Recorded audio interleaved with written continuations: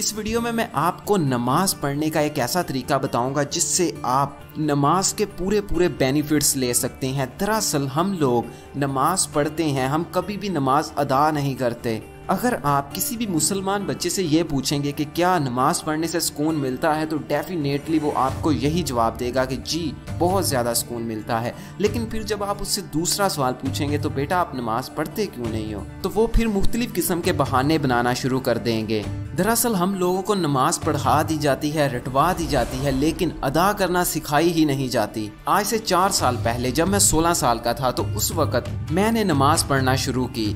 यकीन मानिए उस वक़्त मेरा ज़रा भी नमाज पढ़ने को दिल नहीं करता था। दिल इसी तरह करता था कि मैं जल्दी जल्दी नमाज को ख़त्म करूं और भाग जाऊं। अगर मैं बहुत ज़्यादा फारिग भी होता था तो तब भी मेरा नमाज पढ़ने को दिल नहीं करता था। तो सुकून मिलने की तो बहुत दूर की बात है। नमाज खुद ही मुझ पे बोझ बन चुकी थी और मैंने हर किसी से ये सुना था कि नमाज में बहुत ज़्यादा सुकून है। लेकिन जब मैं कभी घर में फारिग बैठा होता था तो कुछ सुकून होता था, लेकिन जब मैं नमाज के लिए जाता था तो उस वक़्त वो सारा सुकून उड़ जाता था। तो इस बात ने मुझे काफ़ी परेशान करके रखा था। मैंने इस तरह की बातें काफ़ी सुन रखी थी कि अल्लाह ताला कहते हैं कि तुम मेरी तरफ 1 कदम आओ, मैं तुम्हारी तरफ 10 कदम आऊँगा। तो मैंने इस चीज़ के बारे में अपने गली मोहल्ले के कुछ मौलवियों से पूछा, तो उन्होंने मुझे कहा कि ये शैतान है। तो मैंने उनसे पूछा कि अगर ये शैतान है तो फिर तो अल्लाह के जिक्र से भाग जाना चाहिए। मेरे इस सवाल के बाद उनके पास इसका कोई जवाब नहीं था। तो फिर मैंने फील किया कि इनके खुद के साथ भी इसी तरह होता है, इन्होंने मुझे क्या समझाना है। फिर कुछ अर्सा तो इसी तरह चलता रहा। फिर मेरा एक दोस्त यूएई से वापस आया, उसने मुझे बताया कि यार वहाँ पर सारे अरबी पूरी नमाजें पढ़ते हैं और नमाजें बहुत ही बड़ी और बहुत ही ज़्यादा पढ़ते हैं। वो जब मस्जिद में दाखिल होते हैं तो उस वक़्त 2 नफल वैसे ही मस्जिद में जाने के पढ़ देते हैं और उनको उस बात का सुकून भी बहुत मिलता है। बड़े सुकून इत्मीनान से वो नमाज पढ़ते हैं और नमाज पढ़ने के बाद खुश भी हो जाते हैं। और वहाँ पर नमाज ना पढ़ने जैसा कोई तस्वुर भी नहीं है। सारे लोग पूरी नमाज पढ़ते हैं, एक नमाज छोड़ देना भी कुफर समझा जाता है। और वैसे भी सही मुस्लिम 246 नंबर अहदीस के मुताबिक मुसलमान और काफिर में सिर्फ नमाज छोड़ देने का फर्क है। फिर मेरी थोड़ी सी समझ में आया कि हमने इसको काफी ज्यादा हल्के में लिया हुआ है। अगर आप नमाज छोड़ देते हैं तो आप बिल्कुल मुसलमान हैं अपने शनाख्ती कार्ड पर, लेकिन आप काफिर हैं अल्लाह के यहाँ। इस वीडियो में मैं जो आपको तरीका बताऊंगा वो तरीका एकदम आसान है। उसके बाद आप नमाज को चाह कर भी नहीं छोड़ पाओगे, आपका दिल नमाज में लग जाएगा। नमाज का मतलब होता है दुआ मांगना। अब आप गौर से सोचिए और मुझे बताइए कि आपको नमाज पढ़ते वक्त कितनी बार ये महसूस हुआ है कि आप दुआ मांग रहे हैं। यकीनन आपको नमाज पढ़ते वक्त तो कभी भी फील नहीं हुआ होगा कि आप दुआ मांग रहे हैं। हम तो सिर्फ वो लाइनें पढ़ते हैं जो हमने बचपन में रटी थी और हम उनको पढ़ के जल्दी जल्दी घर को भागते हैं। अगर मैं आपसे कहूं कि आपको किसी जगह पे बैठ जाना है और 10 मिनट के लिए अपनी दुनिया और आखिरत दोनों की कामयाबियां मांगते रहना है, और दूसरी तरफ मैं आपसे कहूं कि आपको किसी जगह पे बैठ जाना है और वहां बैठकर 10 मिनट के लिए ये चंद लाइनें पढ़ते रहना है, तो यकीनन यहाँ पर आप दुआ मांगने को ज्यादा प्रेफर करोगे। जब आप सिर्फ चंद लाइनें बोलने के लिए बैठे होगे तो वो 10 मिनट भी आपको बहुत ज्यादा लगेंगे, और जब आप दुआ मांगने के लिए बैठे होगे तो शायद आप 10 मिनट की बजाय 15, 20, 30 मिनट तक बैठे रहें और आपको फील भी नहीं होगा कि मैं 30 मिनट तक बैठा हूँ। यहाँ पर टिप ये है कि जो आप नमाज में पढ़ रहे हो आपको उस सब के एक एक लफ्ज़ का मतलब पता होना चाहिए, और अगर आपको वो पता भी है लेकिन आप नमाज पढ़ते वक्त उसको फील नहीं करते तो तब भी कोई फ़ायदा नहीं है। लेकिन जब आप उसको फील करना शुरू कर देंगे, जब आप समझना शुरू कर देंगे उसको अपनी ज़ुबान में, तो आप बहुत ज़्यादा गौर और फोकस के साथ नमाज को पढ़ेंगे।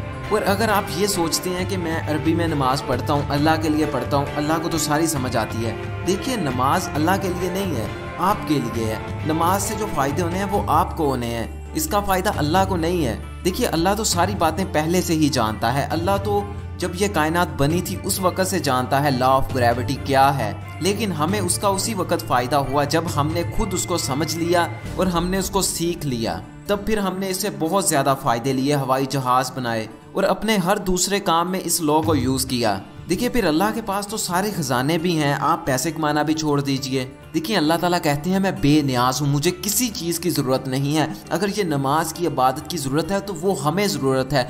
आपको नमाज के पूरे बेनिफिट्स लेने के लिए नमाज को एकदम उर्दू में याद करना होगा। आप जब भी नमाज पढ़ो या सुनो तो आपको बिल्कुल उसकी पूरी समझ आए इसमें बात क्या चल रही है। देखिए, जब मैं नमाज को समझ के नहीं पढ़ता था, मैंने नमाज का तर्जमा नहीं पढ़ा था, तो उस वक्त मेरी ज़िंदगी में ज़रा भी डिसिप्लिन नहीं था। मुझे पता भी नहीं चलता था दिन कहाँ से आया, कहाँ पे गुजर गया। और जब मैंने तर्जमा सीख कर इसको समझ के पढ़ना शुरू किया तो उसके बाद मेरी ज़िंदगी में फुल डिसिप्लिन आ गया। जब आप नमाज समझ कर पढ़ना शुरू कर देते हो तो उस वक्त आप उस पावर के साथ अटैच होना शुरू कर देते हो जिसे हम अल्लाह कहते हैं। देखिए, जब आप नमाज में 50 दफ़ा हर रोज़ ये कहेंगे कि ए अल्लाह मुझे सीधे रास्ते पर चला, ए अल्लाह मेरी मदद कर, तो उस वक्त आपका दिमाग खुद ही ये तलाश करना शुरू कर देगा कि सीधा रास्ता कौन सा है। आप खुद ही अंदर से सोचना शुरू कर दोगे कि ये वाला सीधा रास्ता है या ये वाला सीधा रास्ता है। देखिए, जो स्टीव जॉब्स साहब थे, एप्पल कंपनी के फाउंडर, ये जो आज हम आईफोन यूज़ करते हैं इनके फाउंडर, वो इंडिया में आए थे मेडिटेशन सीखने के लिए। वो इंडिया से आके मेडिटेशन सीख के गए थे। चूँकि वो एक गैर मजहब से थे तो उनको पता ही नहीं था कि नमाज जैसी कोई चीज़ होती है। इसमें कसूरवार वो नहीं थे कि उन्होंने नमाज की बजाय मेडिटेशन को सीख लिया, हम थे कि हम उनको नमाज पेश ही नहीं कर पाए। हम अपने घर में बैठ के एक दूसरे मुसलमानों से लड़ते रहे, इस तरह नहीं पढ़नी, इस तरह पढ़नी है। और जो गैर मुस्लिम लोग हैं उन तक हम पहुँचा ही नहीं पाए उस तरह इस्लाम जिस तरह के हमको पहुँचाना चाहिए था। देखिए, जितने भी मैंने आज तक कामयाब लोग देखे हैं वो या तो मेडिटेशन करते थे या फिर योगा करते थे, जो कि नमाज से बहुत ज़्यादा रिलेट करता है। हमारे लिए नमाज आई थी और हमारा ये काम था कि हम उनको सिखाएं। ना हमने उन लोगों को सिखाया और ना इसको खुद अच्छे तरीके से सीखा। देखिए, यहाँ पर तो वही हिसाब हो गया कि चिराग तले अंधेरा। एक दफ़ा एक बेकारी एक बक्से पे बैठा होता है और मांग रहा होता है कि अल्लाह के नाम पे मुझे कुछ दे दो, कुछ दे दो। तो वहाँ से एक आदमी गुजरता है और उसे कहता है कि जिस बक्से पर तुम बैठे हुए हो इस बक्से को खोलो। वो कहता है कि इस बक्से में क्या है? कुछ भी नहीं है। वो कहता है इसको खोलो।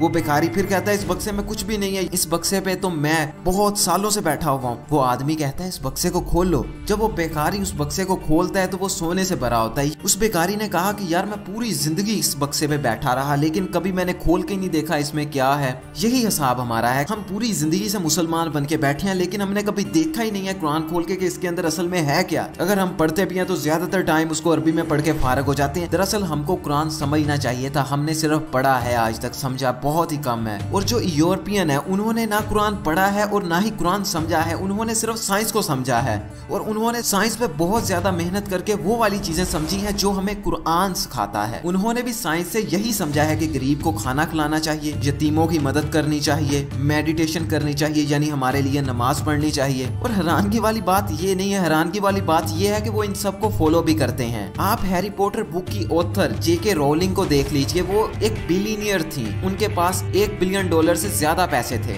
यानी कि उनके पास 1565 करोड़ रुपए से ज्यादा दौलत थी। ये दौलत इतनी है कि अगर वो हर रोज का 1 करोड़ रुपया खर्च करती तो उसको 5 साल चाहिए थे अपनी दौलत खत्म करने में, लेकिन उसने अपनी सारी दौलत गरीबों में बांट दी। लेकिन दूसरी तरफ आप मुसलमानों को देख लीजिए, अगर वो बांटते भी हैं तो बहुत कम बांटते हैं और उसको भी दिखा दिखा के बांटते हैं, ये देखो मैं बांट रहा हूँ। अगली वीडियो में इंशाल्लाह इस पे बनाऊंगा कि दुआ हमारी क्यों कबूल नहीं होती। वो वीडियो एकदम जबरदस्त होगी, उसमें मैं आपको समझाऊंगा कि दुआ किस तरह मांगे ताकि वो अल्लाह के यहाँ रजिस्टर हो के आपने दुआ मांगी है, ना कि कोई मजाक किया है। इसलिए अगर आप चाहते हैं कि अगली वीडियो जब भी मैं इंटरनेट पे डालूं तो आपको मिल जाए तो इस सब्सक्राइब बटन को जरूर दबाइएगा और इसके साथ जो बेल है उस पर क्लिक करके नोटिफिकेशन ऑल पे कर दीजिएगा। इससे ये होगा कि अगली वीडियो मैं जब भी डालूंगा आपके मोबाइल में खुद ही आ जाएगी। उस पर क्लिक कीजिएगा, देख लीजिएगा। अस्सलाम वालेकुम।